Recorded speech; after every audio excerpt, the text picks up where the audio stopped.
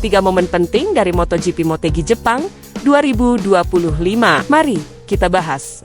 Pertama, Marquez jadi juara dunia 7 kali di Motegi.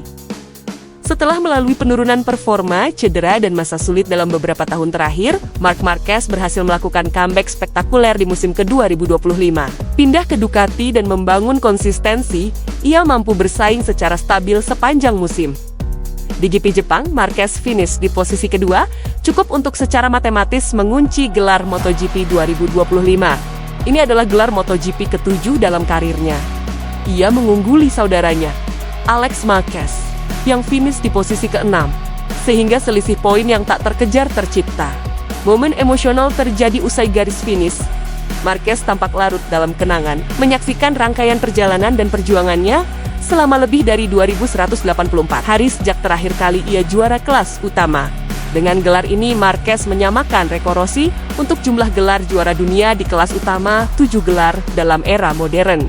Kesuksesannya ini sangat dihargai oleh komunitas balap sebagai salah satu comeback terbesar di motorsport modern. 2. Bagnaia kembali menang dengan motor berasap. Francesco Peco Bagnaia menunjukkan performa gemilang sejak sesi kualifikasi, mencatat pole position dengan rekor waktu di lintasan Motegi. Dalam sprint race, ia juga berhasil menang, mempertegas bahwa dia kembali ke performa puncak. Di balapan utama GP Jepang, Bagnaia tampil dominan selama sebagian besar lomba, menjaga jarak dari Marquez dan pesaing lainnya. Namun, momen menegangkan muncul ketika motornya mulai mengeluarkan asap atau puff smoke dari bagian bawah knalpot di sekitar 10 lap sebelum finish.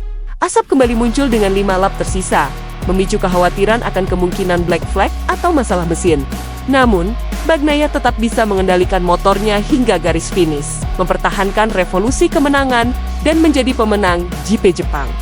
Bagnaia menyatakan bahwa Ducati telah melakukan perubahan teknis penting setelah tes di Misano, yang membantunya menemukan kembali performa terbaik motornya. Dia menyebut dirinya bahagia tapi marah, karena merasa mungkin hasil ini bisa dicapai lebih awal seandainya perubahan itu diterapkan lebih cepat. Kemenangan ini penting, tidak hanya sebagai kemenangan tunggal, tapi sebagai sinyal bahwa Bagnaia masih kekuatan utama di barisan depan. Ketiga, Joan Mir kembali ke podium. Joan Mir sudah lama tidak menempati posisi podium utama, sebelum Motegi performanya sempat menurun, dan podium terasa sangat sulit dicapai. Di sesi kualifikasi, Mir menunjukkan sinyal kebangkitan dengan start dari barisan depan posisi kedua di Motegi. Dalam balapan panjang, Mir berhasil merebut posisi ketiga. Ia melewati Pedro Acosta di lap terakhir dan mempertahankan tempatnya di podium hingga garis finish. Podium ini ikut melengkapi hari bersejarah bagi Motegi. Ducati merayakan gelar Marquez dan kemenangan dramatis Bagnaia, sedangkan Honda disoroti lewat Mir di podium. Apakah Marquez membiarkan Bagnaia mendominasi di sisa race musim ini?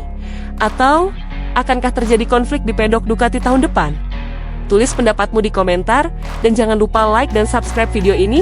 Semoga kita semua dimudahkan rezeki.